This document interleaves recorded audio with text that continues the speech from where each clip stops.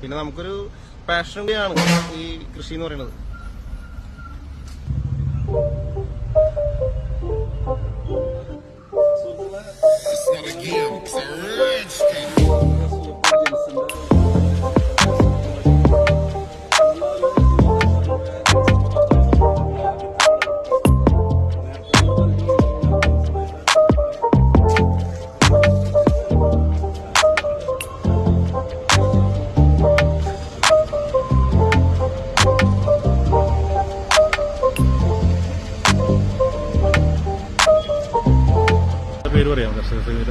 കർഷക സംഘത്തിന്റെ നമ്മുടെ പേര് മേത്തല കാർഷിക വികസന സമിതി ചാരിറ്റബിൾ ട്രസ്റ്റ്.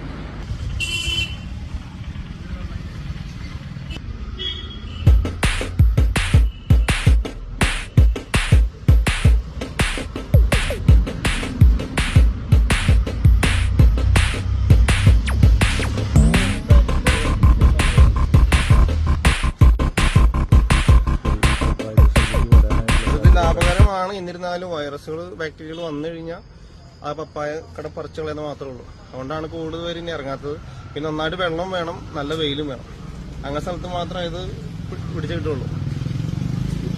വേറെ എന്ത് കൃഷി? നമുക്ക് നെൽകൃഷിയുണ്ട്, വാഴയുണ്ട്, കൂർക്കുണ്ടായിരുന്നു.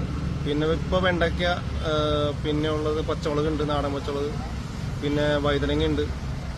അങ്ങനെ കുറച്ച് തക്കാളി വിട്ടിട്ടുണ്ട്. ഇപ്പോൾ പുതിയതായിട്ട് ചെയ്തേക്കുന്നതാണ്, റിസൾട്ട് ആയിട്ടില്ല. ജിൻസൺ നഴ്സിംഗ് കഴിഞ്ഞ് നഴ്സിംഗ് റിക്രൂട്ട്മെന്റ് മേഖലയിൽ ഒരു സംരംഭകനാണെന്നറിയാം. ഈ കൃഷിയിലേക്ക് കിടക്കാനുള്ള സാഹചര്യം എന്താണെന്ന് വിശദീകരിക്കാമോ? അത് നമുക്ക് കൃഷിയിൽ നിന്ന് ഒരു നല്ലൊരു വരുമാനം എന്ന് പറയാൻ പറ്റില്ല, മനസ്സിനൊരു സന്തോഷം കിട്ടും. പിന്നെ നമുക്കൊരു ആരോഗ്യം എന്ന് പറയുന്നത് വായ്പ കിട്ടില്ലല്ലോ. നമ്മൾ സ്വന്തമായിട്ട് കളച്ച് അല്ലെങ്കിൽ കുറച്ച് പണിക്കാരുണ്ട് നമുക്ക്, അല്ലാതെ നമുക്കും കൂടിയും പണിയെടുക്കുമ്പോൾ നമുക്കൊരു ആരോഗ്യം കിട്ടും. ഈ ആൾക്കാർ പറയുമല്ലോ ആരോഗ്യം വായ്പ കിട്ടില്ല, കാശ് വേണമെങ്കിലും വായ്പ കിട്ടും. അപ്പൊ അതാണ് ഞാൻ മുൻഗണന കൊടുക്കുന്നത്. പിന്നെ നമുക്കൊരു പാഷൻ കൂടിയാണ് ഈ കൃഷി എന്ന് പറയുന്നത്.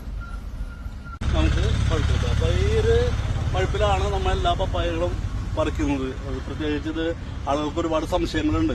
ഇതൊക്കെ നമ്മൾ ബാംഗ്ലൂരിൽ നിന്നൊക്കെ കൊണ്ടുവന്നിട്ട് കാർബൈഡ് പോലുള്ള സാധനങ്ങളൊക്കെ വെച്ചിട്ട് പഠിപ്പിച്ചിട്ടാണോ എടുക്കണമെന്നുള്ള ഒരുപാട് സംശയങ്ങളുണ്ട്. പക്ഷെ നമ്മളെ ഏറ്റവും അടുത്ത പ്രദേശത്ത് കുളൂര്, നമ്മള് കുളൂര് ഭാഗത്ത് നിന്ന് കൃഷി ചെയ്ത് കർഷകരുടെ ഒപ്പം തന്നെ ഈ പപ്പായമെന്ന് അവിടെ നിന്ന് തന്നെ പഴുത്തിട്ടാണ് നമ്മൾ പൊട്ടിച്ചെടുക്കുന്നത്. ഈ 2 ദിവസം കൊണ്ടിരുന്ന് നല്ല ഭംഗിയിൽ പഴുത്ത് കിട്ടും. അപ്പോൾ